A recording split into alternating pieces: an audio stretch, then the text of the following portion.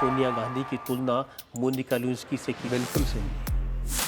बिल्कुल सही नहीं है और इसका किसी के पास रत्ती भर प्रमाण पत्र नहीं है।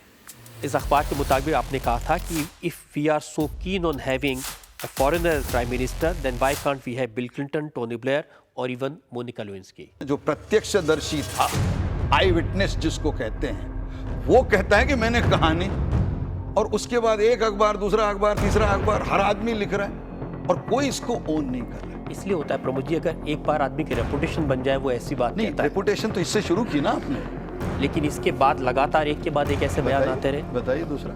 ये बयान है जिसमें आपने कहा कि only a person whose father and mother were Indians should become the prime minister। मैं अगर कहूं तो भारत का प्रधानमंत्री ये भारत के माता पिता की संतान हो, तो ये मूल वाक्य में गलती क्या है? हाँ, कोई कह सकता है कि ऐसी आवश्यकता नहीं है, 21वीं सदी है, क्या फर्क पड़ता है, वो बात अलग है, लेकिन इसमें किसी का अपमान नहीं। हाँ, मैंने कोई राहुल जी के बारे में या प्रियंका जी के बारे में या सोनिया जी के बारे में कोई व्यक्तिगत आलोचना की हो तो बात अलग है। मैं राहुल जी के बारे में आपने क्या वो बता देता हूँ कि नेहरू परिवार का कोई सदस्य अपनी डिग्री हासिल करने में नेहरू जी के बाद कामयाब नहीं हो पाया। तो मैं क्या करूं, इसमें क्या गलत बोल रहा हूं? मैं अगर कहूं कि हिंदुस्तान का प्रधानमंत्री पढ़ा लिखा होना चाहिए, तो अब इसमें भी अगर आप मेरा नुक्स निकाल रहे हैं कि भाई नहीं, मैं अब कल से कहना करूँगा बिल्कुल अनपढ़ होना चाहिए, उसको अंगूठे बहादुर होना चाहिए, तब आप कहोगे कि भाई बहुत अच्छा कह रहा है। इसमें क्या है?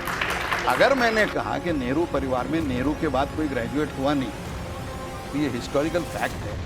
नहीं, इसके जवाब पे राहुल ने कहा, उन्होंने कहा कि ये प्रमोद महाजन को मेरे कॉलेज में जाकर के मेरी डिग्री चेक करनी चाहिए। वो चेक हुई है और उसकी अब इसकी बहस मैं यहाँ नहीं करना चाहता, फिर आप कहोगे मैं उसकी व्यक्तिगत बहस करना चाहता हूँ, लेकिन ये डिग्री चेक हुई है।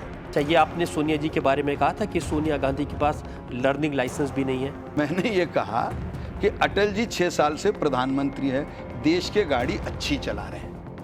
सोनिया जी के पास आज तक कोई पद नहीं है, उनके पास तो लर्निंग लाइसेंस भी नहीं है, तो इसमें क्या सोनिया जी का अपमान हुआ? हाँ, लड़ाई में उतरोगे और वार नहीं खाओगे, ये कोई ऐसी तो कभी लड़ाई हुई नहीं कि हम कहेंगे सोनिया जी जैसा तो नेता ही नहीं है और उनका बहुत बड़ा अनुभव है, लेकिन हो सके तो अटल जी को जिताओ, ऐसे थोड़े भाषण हो रहे हैं।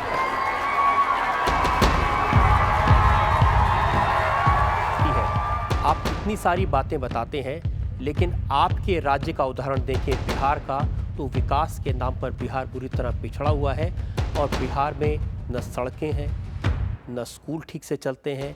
बातें अधिक करते तो हम तब 5 वर्षों तक विपक्ष में रहे, तब विपक्ष को तो खाली बातें करने की जरूरत है, बोलने की जरूरत है। अब हमको करने वाला काम अब आया। साथ में ये भी कहा कि काम कम करते हैं। नहीं, अब 6 महीने से हमको हाथ में काम आया है, अब मैं काम करके दिखा रहा हूँ। अब तो हम बोल कहाँ रहे हैं, अब तो बोलना हम एकदम छोड़ दिया, अब तो काम करने पर लग गए हैं।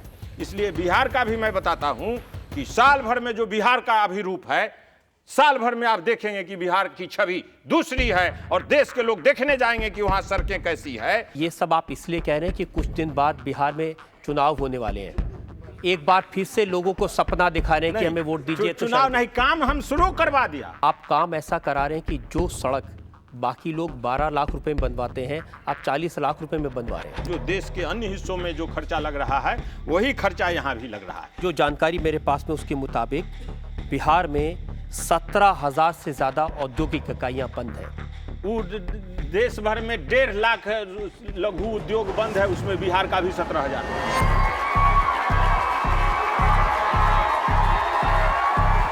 सोनिया गांधी आपके बर्थडे पर आई, सोनिया गांधी ने आपको अपने घर डिनर पे बुलाया, आपने उनको अपने घर डिनर पे बुलाया, इतनी डिनर डिप्लोमेसी हुई, लेकिन उनके साथ भी आपने समझौता नहीं किया।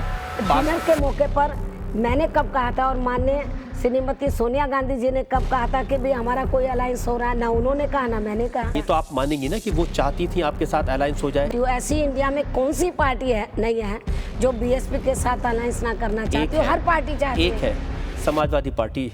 समाजवादी पार्टी जो है उसके तो मुंह में इतना पानी आ रहा है, यदि मैं थोड़ा भी लिफ्ट दे दूं वो तो कुर्सी छोड़कर पैदल पैदल भगा भगा दिल्ली आएगा मेरे से बात करने के लिए। आप क्या बात कर रहे हैं? अरे